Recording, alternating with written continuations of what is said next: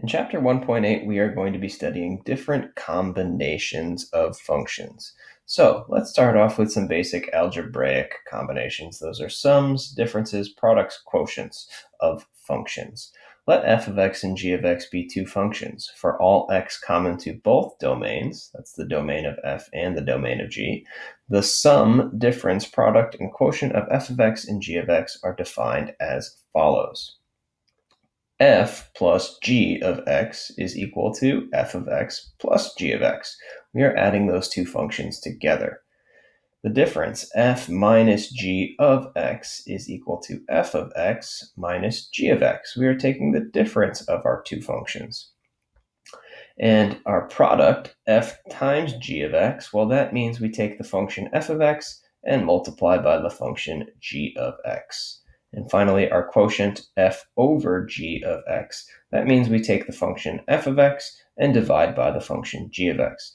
Notice over here, we also specify that g of x cannot equal 0.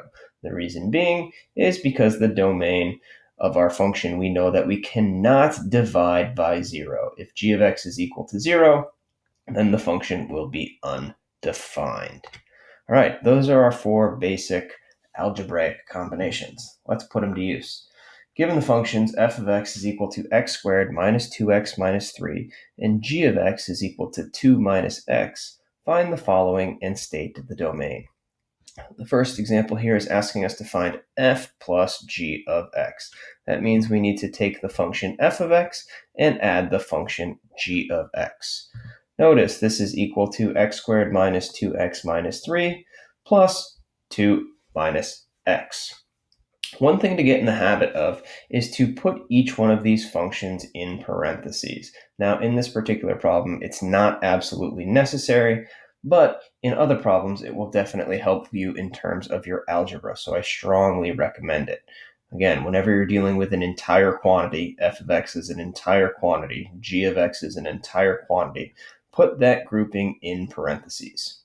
Okay, I've put parentheses around f of x and parentheses around g of x. Once we get to this point, all we have to do is combine our like terms.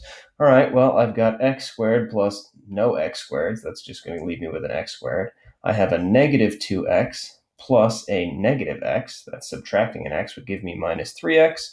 And I have a negative 3 plus a 2. That is going to give me negative 1. My final answer is x squared minus 3x minus 1. Now, it says state the domain of the combination.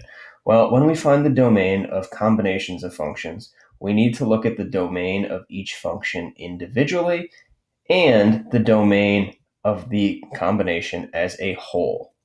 So, looking at the domain of each of those will give us the domain of our combination, or all three of those, I should say.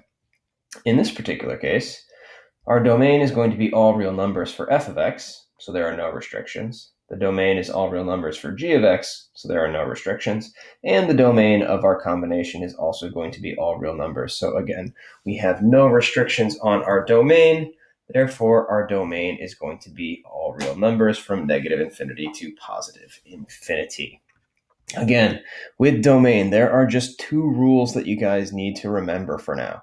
Okay, rule number one, the denominator cannot equal 0.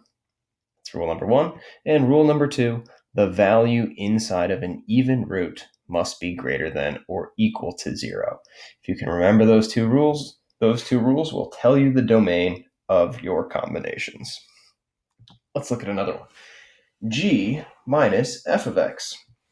This means we're going to take the function g of x and subtract the function f of x. Again, I have put parentheses around each quantity, each function. I have 2 minus x minus the quantity x squared minus 2x minus 3.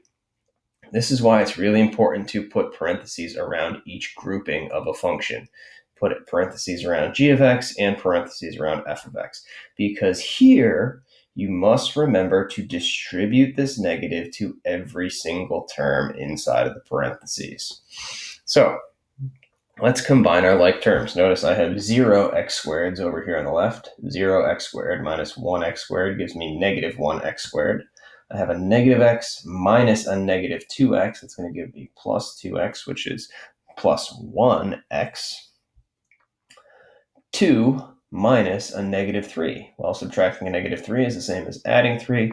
2 plus 3 is going to give me 5. We get negative x squared plus x plus 5. And again, the domain. There are no restrictions on g, there are no restrictions on f, and there are no restrictions on our combination. Therefore, the domain is going to be all real numbers. Okay, same two functions. Now let's find f times g of x. This is f of x times g of x. Well, here we just have some multiplication.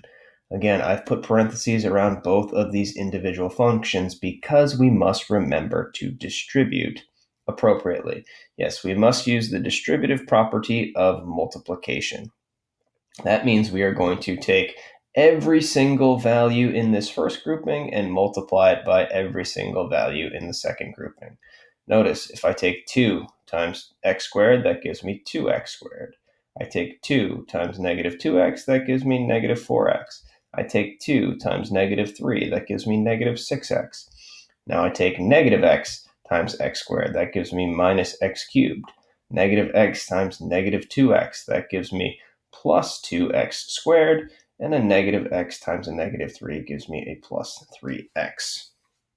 Combining our like terms and rewriting in decreasing orders of powers, this gives us negative x cubed plus 4x squared minus x minus 6. All right, what about our domain? Well, as we said already, the domain for f and g is all real numbers. We have no restrictions. We then look at the domain of our combination, and we are not going to have any issues with our domain here. Again, only two rules. Can't divide by 0. That's not going to happen. And can't have a negative inside of an even root. Not going to have to worry about that here either. So our domain is all real values of x, negative infinity to positive infinity. All right, another one here. Given the functions f of x equals x squared minus 2x minus 3 and g of x is equal to 2 minus x, same ones we've been dealing with, find the following and state the domain. G divided by f of x. Well, this means we take the function g of x and divide by the function f of x. That gives me 2 minus x divided by the quantity x squared minus 2x minus 3. Okay, in this case, there's actually no simplification that we can do. That is simply our final answer. However, let's talk a little bit about the domain. All right, again, we look at the domain of each of the individual components. Well, the domain of each individual component is all real numbers. No restrictions yet. However, in this case, we know that the denominator cannot equal 0. In other words, f of x cannot equal 0. F of x is the denominator. So let's set that up. Again, translate the mathematical sentence into a expression, mathematical inequality in this case. X squared minus 2x minus 3, that's the denominator, cannot equal 0. What we have done is we have set up a quadratic. To solve this, we need to factor.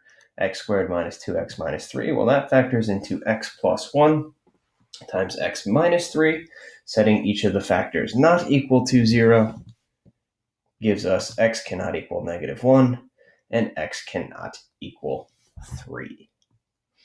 There we have our domain. All right, so our restrictions in this case are going to be x cannot equal negative 1 and x cannot equal 3. The domain is values of x from negative infinity to negative 1 in union with negative 1 to 3 in union with 3 to infinity. There you have some basic combinations of functions.